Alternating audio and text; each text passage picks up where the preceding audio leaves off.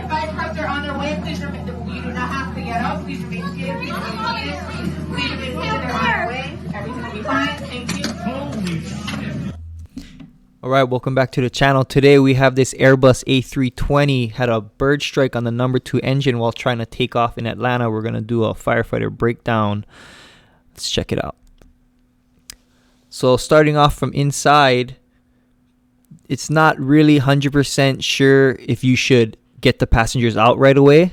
It would seem that makes the most sense, but the pilot and the fire department are trying to figure out, should you really get people out when there's fire like this outside, or should you try to take care of the fire first and then bring the people out? Because inside the fuselage can be a safe place. You can see there's not impacted by fire yet. A lot of oxygen for everyone, and it's safe from the fire. So the pilot's probably trying to figure out the best plan of action. The people are getting panicky, as you could hear earlier. And the thing with panic is people will start thinking a lot differently than they normally would, obviously. For instance, people will always try to go out the way they came in. So a lot of times, maybe you came in from the front of the plane and they open a door in the back, which is closer. Most people are going to try to run out the front the way they came in, because you're not thinking clearly and you're just going to try and make the best possible decision, which is to go out where you came in. So here you can see if I was on scene here and I came on fire, my fire truck, I would put foam and water right into the back of that engine right there and put it out.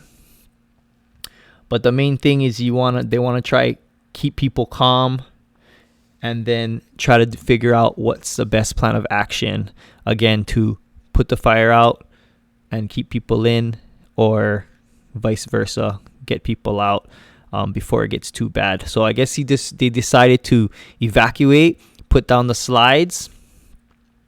So we would have some trucks putting out that fire on the number 2 engine, and then at the same time you would have firefighters coming out here to help these people with this slide, because those slides, a lot of people aren't used to that speed of that slide. You don't go down these slides. It's very slippery. You can see people are already falling down and fire is just now getting there to try and help. So you want to help these people so it doesn't keep piling up, because the more people that slide down, especially if there's fire inside the fuselage, they're going to keep hitting each other, and you could have a lot of injuries right here at the base of this slide. So you should have firefighters on each slide like he's doing now, and then helping the people. Meanwhile, if there is fire inside the fuselage, then you could go ahead and cut those slides. If the people are out, obviously, wait till all the people are out. Then you could cut the slide here, put a ladder up there, take a hose line in, and fight the fire that way. And then also, we want to get a passenger count. So it was 109 passengers, 107 passengers with 7 crew, 2 were injured, and you want to gather all those people. So it happened here at Atlantic City International Airport. It was runway 31. They were trying to take off. And as they were trying to take off, they hit a bird inside that number 2 engine, which caused that fire. So right there's runway 31. And then they aborted the takeoff. I wanted to talk about luggage. So if you're ever in this situation, you don't know what the back of the aircraft looks like, and vice versa. The back of the aircraft doesn't know what the front looks like. So you don't want to grab your luggage, because say you're in first class and there's a fire in the back part of the plane. The time it takes, everyone rides aircraft, and, it takes a while to go stand up, grab your luggage.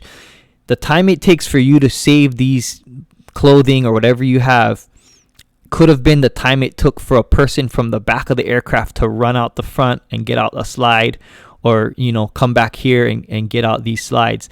It only takes 60 seconds for fire to impinge and burn through the fuselage. So you don't want to be taking all that time grabbing your luggage when you could always just get it later. If everything, like, they could have been fine just grabbing their luggage later, because the fire didn't impact this fuselage. And also you could save a life. That's the difference between life and death. And all it takes is one breath of this black smoke and you're going to be out. So I just wanted to bring that up. And then also wildlife.